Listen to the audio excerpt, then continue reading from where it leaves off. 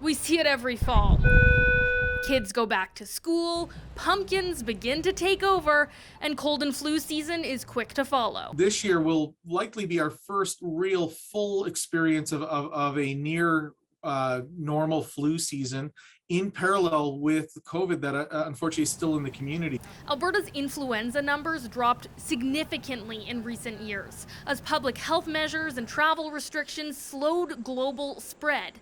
But as always, to get ahead on the fall flu season, experts in infectious diseases like Dr. Craig Jenny have been watching the influenza and COVID numbers in countries like Australia as the southern hemisphere comes out of the winter months and the first winter with open travel. Yeah, where numbers really early in the flu season surged ahead to levels higher than they've seen pre-pandemic even.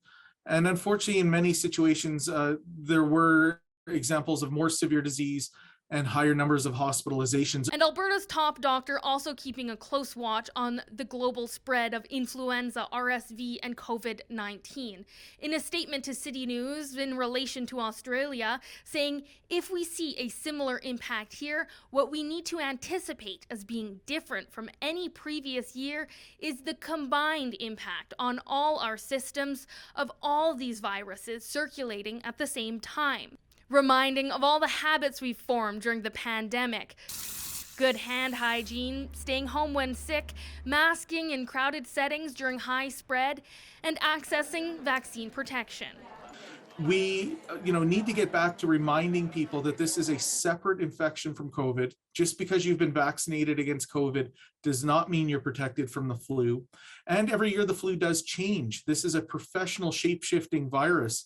And if you're vaccinated last year, the new flu shot this year will continue to offer better protection than simply relying on last year's immunity.